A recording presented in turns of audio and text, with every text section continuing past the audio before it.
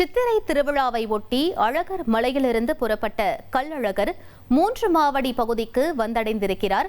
அவரை கோவிந்தா கோவிந்தா முழக்கத்தோடு சர்க்கரை தீபம் ஏந்தியபடியும் தண்ணீரை பீச்சியடித்தும் பக்தர்கள் எதிர் சேவை அளித்து வருகின்றனர். அந்த காட்சிகளை தற்போது பார்க்கலாம்.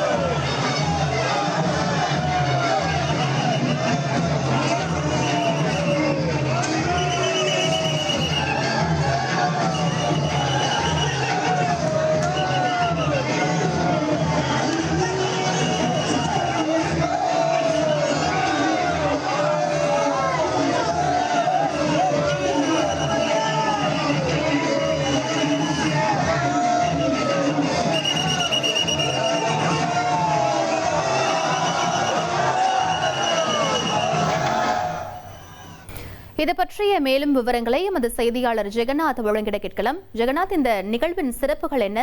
மேலும் பக்தர்களின் வருகையை முன்னிட்டு என்னென்ன சிறப்பு ஏற்பாடுகள் செய்யப்பட்டிருக்கு? வணக்கம்.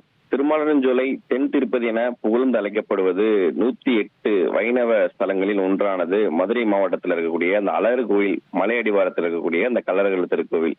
இங்க சித்திரை திருவிழா பாத்தீங்கன்னா 27ஆம் தேதி தொடங்கி இருக்கிறது. இந்த நிலையில நேற்று மாலை சுந்தரராஜ பெருமாள் கள்ளழகர் வேடம் பூண்டு மண்டுக முனிவருக்கு சாப விமோசனம் அளிப்பதற்காக தங்க பல்லாக்கில் அழகர் மலையிலிருந்து பாத்தீங்கன்னா நேற்று மாலை மதுரை நோக்கி புறப்பட்டார்.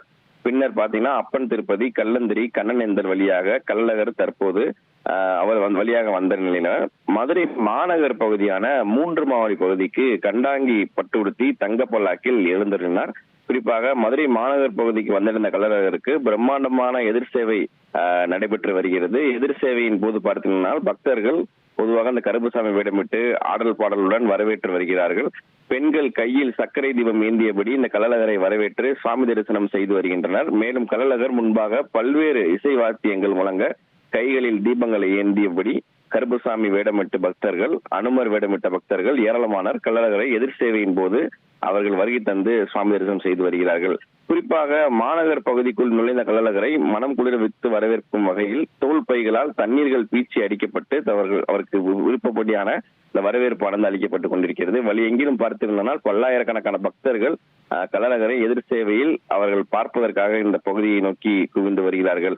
எதிர் சேவையின் போது 3 மாவடியில் இருந்து புறப்பட்ட கள்ளழகர் தற்போது சர்வேர் காலனி, புதூர், டிஆர்ஓ காலனி உள்ளிட்ட மண்டபப்படிகளில் எழுந்தருளி மாலை அவுட் போஸ்ட் பகுதியில் உள்ள அந்த மண்டபப்படிக்கு எழுந்தருள் இருக்கிறார்.